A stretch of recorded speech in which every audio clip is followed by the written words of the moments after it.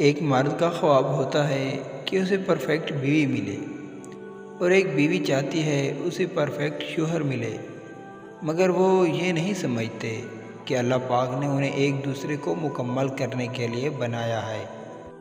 اپنے جیون ساتھی کا انتخاب احتیاط سے کریں۔ یہ ایک ایسا فیصلہ ہے جو آپ کی زندگی کے 90% خوشی یا غم کا تعین کرتا ہے۔ شوہر کو گھر کا مالک نہیں بلکہ مہمان سمجھا کریں، کیونکہ وہ رات کو گھر صرف سونے کے لیے آتا ہے اور صبح پھر ایک نئے امتحان یا آپ کے لیے آنکھوں میں کچھ نئے سپنے سجا کر گھر سے نکل جاتا ہے۔ جہاں 10 لوگ آپ کو پسند کریں گے، وہیں 2 لوگ ناپسند بھی کریں گے، اور 4-6 تنقید بھی۔ یہی دنیا کا اصول ہے، ہم ہر کسی کی کہانی میں اچھے نہیں ہوتے۔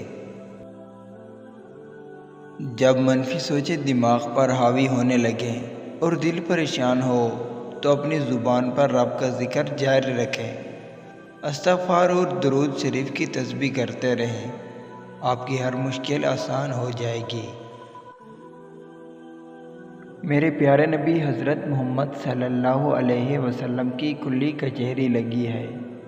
میرے نبی صلی اللہ علیہ وسلم نے فرمایا، اے صحابہ، کیا میں آج تمہیں جنتی عورتوں کے بارے میں نہ بتاؤں؟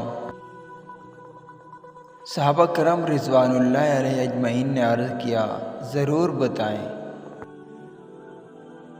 میرے پیارے نبی حضرت محمد صلی اللہ علیہ وسلم نے فرمایا، 3 طرح کی عورتیں جنتی عورتیں ہیں۔ فرمایا، نمبر 1، شوہر سے ٹوٹ کر محبت کرنے والی عورت۔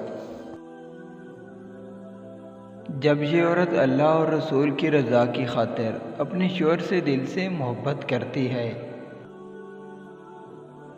تو اس وقت شیطان صف ماتم بچھا لیتا ہے، جبکہ رحمان فرشتوں کے درمیان بیٹھ کر ایسی عورت کی تعریف بیان کرتا ہے۔ پھر فرمایا، نمبر 2، زیادہ بچوں کو جنم دینے والی عورت۔ نمبر 3 فرمایا، جب جنتی عورت کے شوہر ناراض ہو جاتا ہے، اس کی جانب نگاہ الفت نہیں کرتا، اس سے ناراضگی کا اظہار کرتا ہے، تو وہ اپنے شوہر کا ہاتھ پکڑ کر کہتی ہے، او میرے محبوب، او میرے سرتاج، میں تب تک تیرا ہاتھ نہیں چھوڑوں گی جب تک تو مجھ سے راضی نہیں ہو جاتا، کیونکہ جب تک تو راضی نہیں ہوگا تو مجھ سے میرا اللہ بھی راضی نہیں ہوگا۔